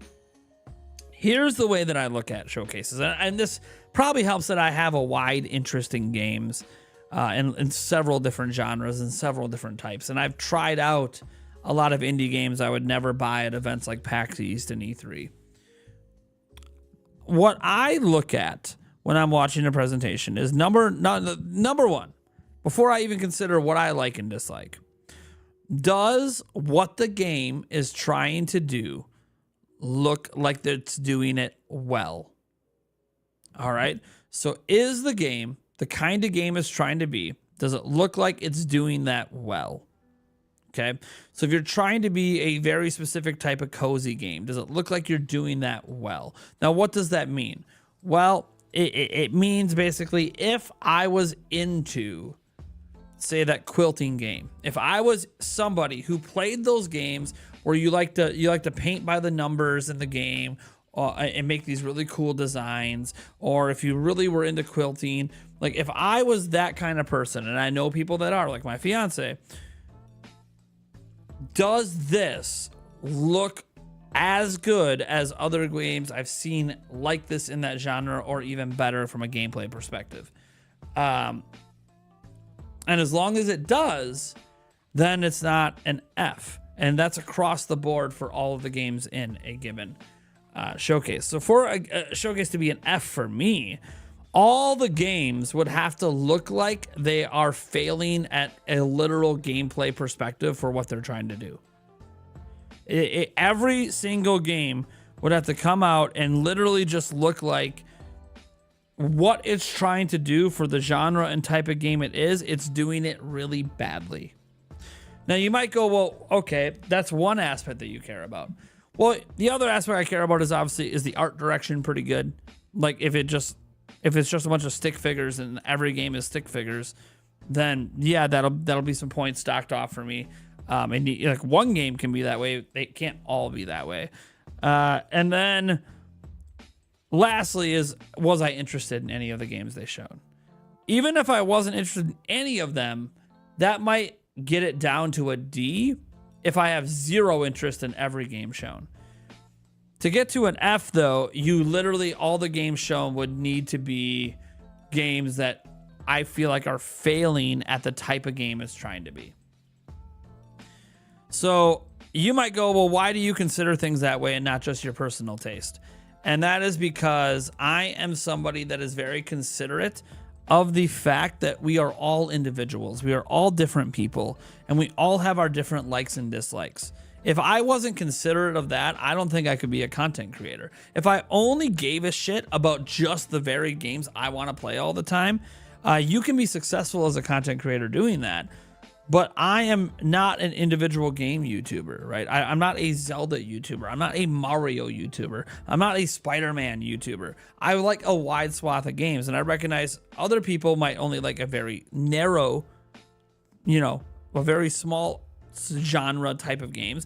Other people like another wide swath of games. Some people like cozy games. Some people, but what I recognize is we can all connect as people with different likes and dislikes in gaming. And I'm very respectful of other people that have likes for things I don't. As an example, Little Kitty Big City, I saw people really excited about that game in the chat.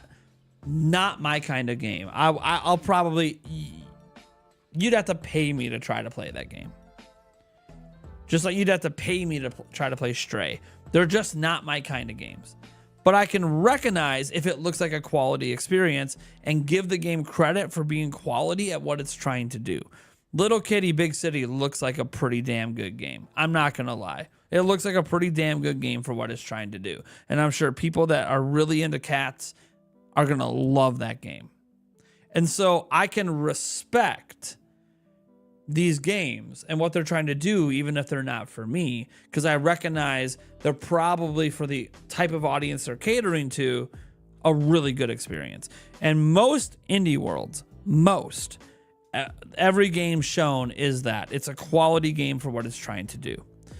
And so that's just how I always examine all of these events. I do the same thing with Nintendo Directs, the same thing with PlayStation, the same thing with Xbox Showcases, same thing with Summer Game Fest, the Game Awards. I always kind of look at things in that way.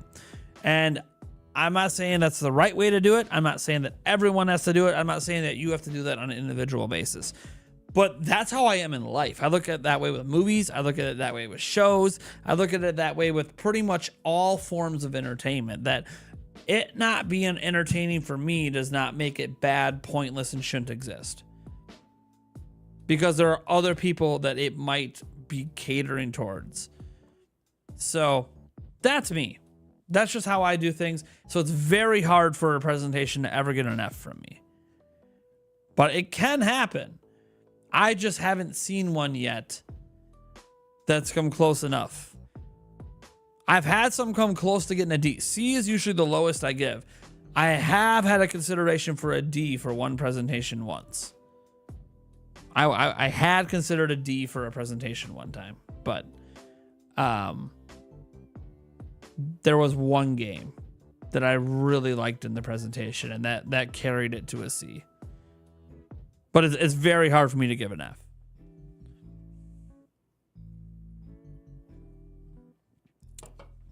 Not even Ubisoft can net you an F. I like Ubisoft's games. If it's an Ubisoft presentation, it's highly likely to get an A or B from me. Sorry. I'm not saying I always like Ubisoft the company, but I love Ubisoft's games, man. Assassin's Creed, the Mario plus Rabbids games, The Lost Crown. I'm really looking forward to Star Wars Outlaws. I don't know what you want me to. I enjoy their games. I don't know. The only dud in recent memory for me of their games I played was Skull and Bones. Skull and Bones was very much a very underwhelming experience.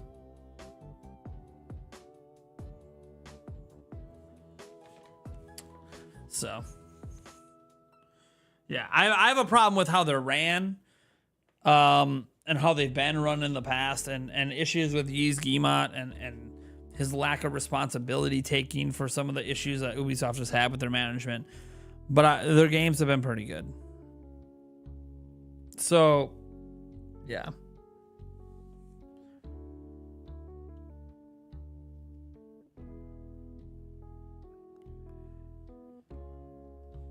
sometimes you got to not listen so much to. Are you talking about the Avatar game? The Avatar game?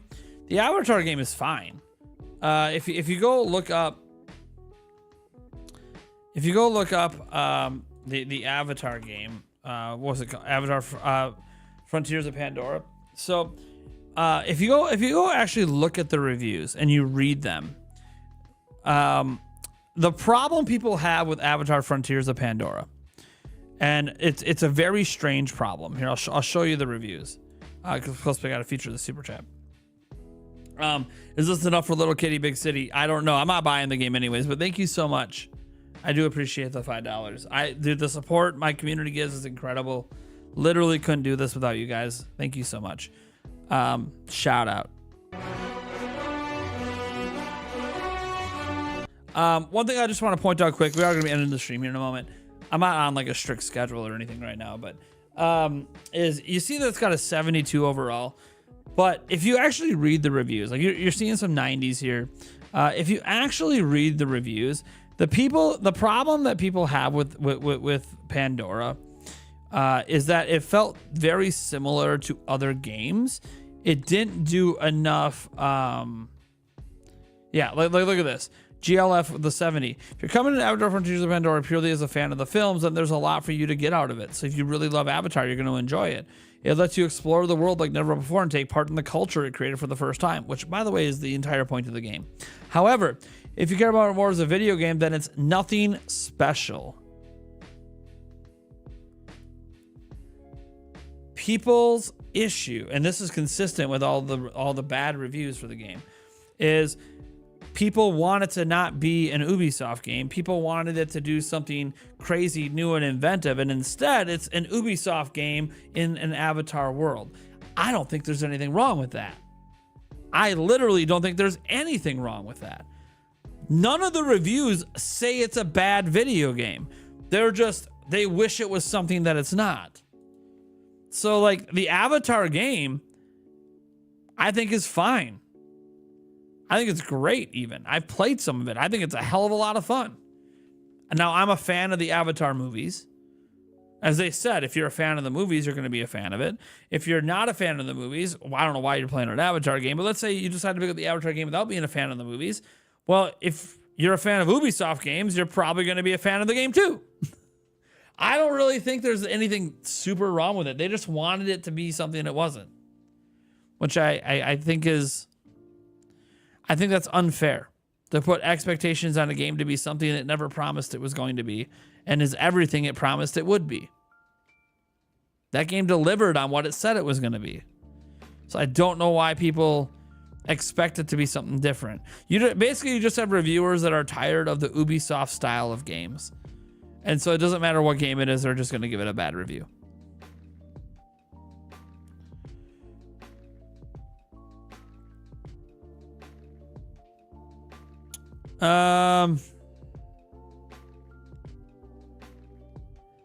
Yeah, like I'm not gonna sit here and say that Avatar, the Pandora game, is like the greatest game ever, but I mean it's solid.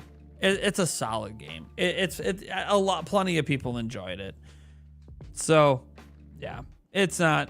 Some people are just really tired of the Ubisoft style of games, and to be fair, Ubisoft created this pattern of games with Assassin's Creed and a style of game, and they've taken that style and they've applied it to others, and people just are kind of tired of it, I suppose. I am not tired of it, but I'm also thrilled that they're doing new things. Like the Lost Crown is nothing like a traditional Ubisoft game. Star Wars Outlaws is starting to look nothing like a traditional Ubisoft game in terms of how it plays and stuff. Like people were worried about that. Oh, you're gonna have to find towers and unlock the map, and that's not at all how Star Wars Outlaws works. Just naturally your map, it's like a lot of games. Naturally your map just fills in as you explore. It's not, go to a tower and the map unlocks kind of thing. So, yeah, Burnout. People have some Burnout of that kind of Assassin's Creed like experience that is being applied to other genres like Watch Dogs and all that. So I just think that people are just kind of tired of it, but That doesn't mean that it's bad. It was never bad. And yeah, I think it's a solid game. It's just my opinion. But I'm also someone that enjoys Ubisoft's games, even though I'm not happy with the management. I hope it's getting better. Taker610 comes in with a couple bucks saying, Nate, did you and Eric play Guitar Hero and Rock Band? I played a lot of Guitar Hero and Rock Band with people in college. I don't remember ever doing it with Eric. Maybe we did Guitar Hero at an arcade together once, but I don't remember playing Guitar Hero with Eric at all. No. I definitely did it with college roommates and stuff, but I definitely didn't. I didn't do it with Eric. Serious question. Do you think with all the handheld PCs on the market and the Xbox and PlayStation handhelds said to be in development right now, that Nintendo's worried about Switch 2? Like, were they worried about the DS when the PSP came out? Or were they worried about the Vita when the 3DS came out? I don't think they're worried. And I'm going to tell you why. I have serious doubts that Sony's going to commit to making exclusive games for their handheld. I think if anything, it's just going to be games for their PS5 that also happen to run on the handheld. I don't think Xbox is ever going to make exclusive games for a handheld. And none of the PC stuff obviously has exclusive games. So the reason Nintendo's handhelds are so damn popular, including Switch, is literally form factor, convenience, quality, consistency, and the game lineup. Nintendo offers a game lineup you just can't get anywhere else. Period. Everyone thinks, oh, third party, but everybody has third party. So nothing makes your handheld stand out just because you got third party games. Nothing. It doesn't make your games. It doesn't make it stand out.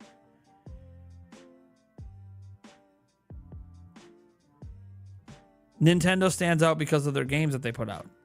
Nintendo is the only company that can legitimately say their platforms literally are as popular as they are because of the games they put out.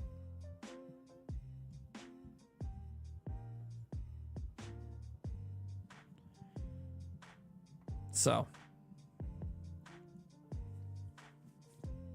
I don't think Nintendo's that worried because they have the IP property and game production level. Like, they put out a shitload of games to create a must-have system. As long as they keep Nintendo is under pressure to keep releasing quality games. They have to release really damn good games. They got to keep being inventive. They got to keep having their games come up in Game of the Year conversations, right? They got to have, not every game they bring out, but they need to have, like, their Zeldas need to keep being Game of the Year quality Zeldas. Their Mario games need to keep being Game of the Year quality Mario games. They need to be in the discussions. Metroid Prime 4 needs to be in the discussion for Game of the Year.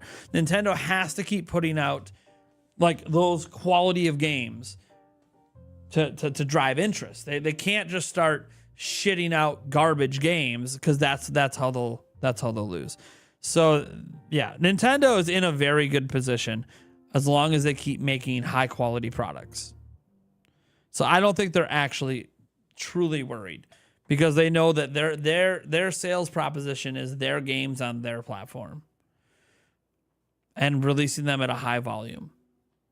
So it feels like a must have. And then you get enough of everyone else's stuff, so people don't feel like they need to have multiple handheld platforms.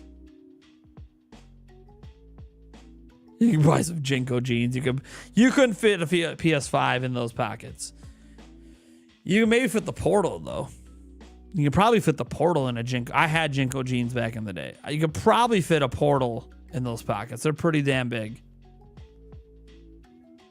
Some of them. No, most of the Jinko jeans had really damn big pockets. You couldn't fit a PS5 in it. It's a little bit of an exaggeration. Yeah, the PlayStation Portal I felt like was a solid idea. I don't necessarily like the design, but I thought it was a solid idea. People seem to like it who have it. I don't have one. Maybe I should get one. I'd probably play my PS5 a bit more often if I could just play it in my bed. So maybe a Portal, maybe it is a good device for me to grab. We'll see.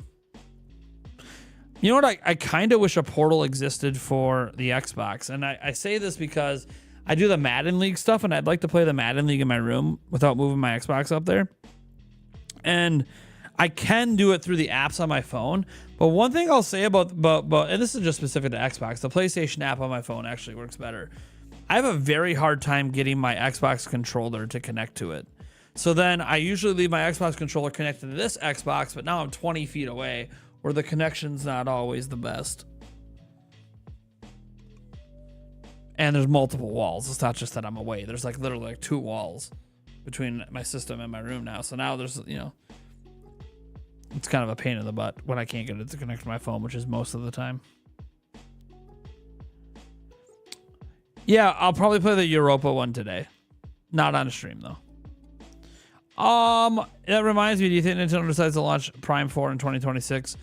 That it would beat out GTA 6?